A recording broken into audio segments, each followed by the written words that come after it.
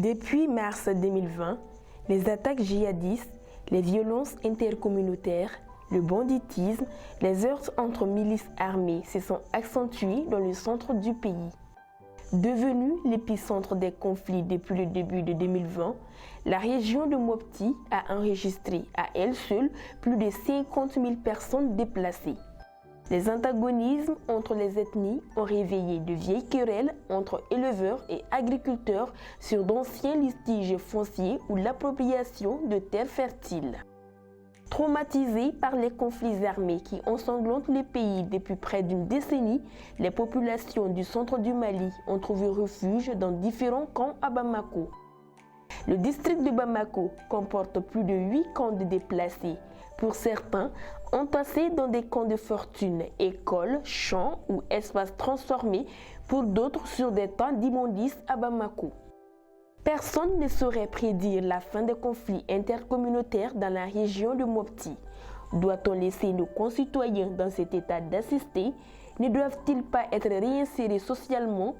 C'est pour répondre à toutes ces questions que l'association Philanthropie a décidé de mener un lobbying afin de venir en aide aux déplacés. Pour ce faire, l'association Philanthropie a initié un projet dénommé « De l'enfer au paradis ». Il s'agira de trouver 10 villages dans un rayon de 150 km de Bamako. Dans chacun des villages, construire 100 maisons en banco. C'est dans ce cadre que le président de l'association Philanthropie et une équipe d'ingénieurs ont visité le premier village à avoir accepté d'octroyer à titre gracieux une parcelle de 6 hectares afin de construire les 100 maisons. Et c'est le lundi 21 décembre 2020 que M. Abdoulaye Namondi Tembeli, accompagné d'une équipe d'ingénieurs avec à sa tête Sidi Bali, a effectué le voyage sur Nénéko. Nénéko est un village situé dans la région de Koulikoro à 147 km de Bamako sur la route de Séléngué.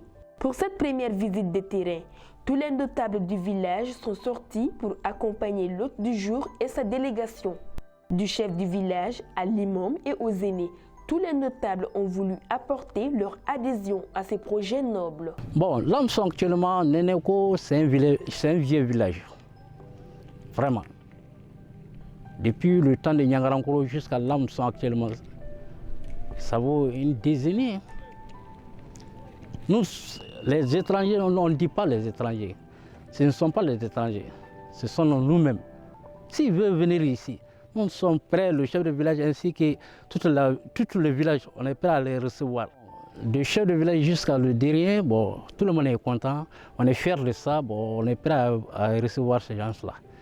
Andiarambe foka tamaki la ke rosa awa bela jere tsika ine na tuku awa na ko ba klenge lonta e fantan ko ninta ko awa fantan sa ko te fuira nanta namrata nanta awa angula ko mo ya ja guya an ko ni mo ni na anyo an sera ma seo an ko ni mo ni na awa to tamulo so ko te ya so ko te ya an ko ni fantan ni awa me de membulo minga ko la tke e non mun na towe.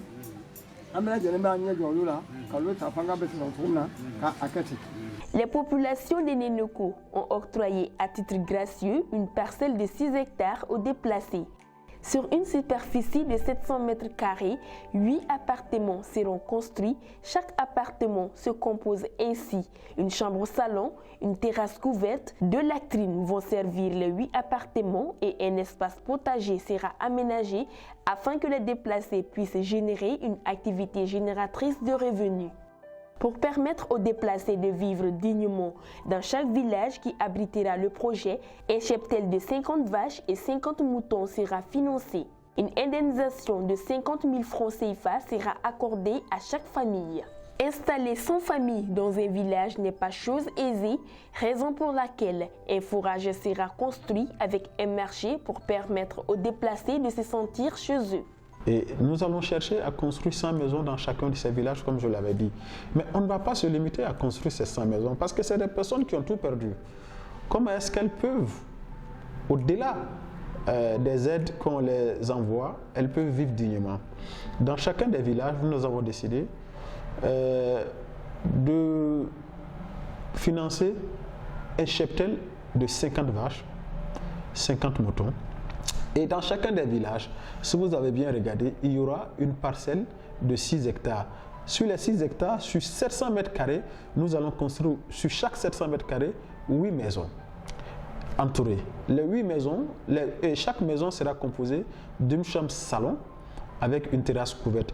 Et les 8 maisons vont à elles seules comporter 2 toilettes. Ça veut dire dans la parcelle de 700 mètres carrés, où il y a les 8 maisons, il y aura 2 latrines et il y aura un espace pour le potager.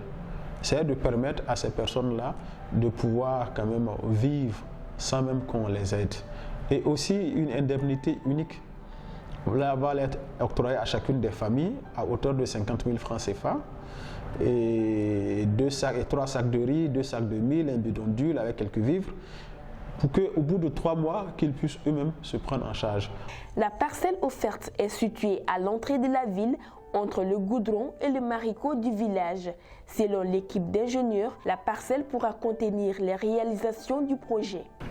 Après la visite, je vois que la parcelle peut bien contenir les 100 maisons. On a un bon sol, donc qui va beaucoup nous aider. On a un marigot qui est juste à côté, malheureusement, qu'on ne va pas pouvoir exploiter. Et on va commencer par faire les forages et commencer les travaux le plus vite possible. Plus étudier, on va plus pousser les études, on va étudier l'endroit. On a à peu près 6 hectares ici. Faire un plan d'urbanisme et voir comment exploiter le maximum. Moi, selon mes estimations, on peut avoir entre 90 100 maisons faciles ici. Le défi est alors lancé en espérant que le budget pourra vite être bouclé pour entamer les travaux. Philanthropie, plus qu'un mot, la solidarité est un comportement.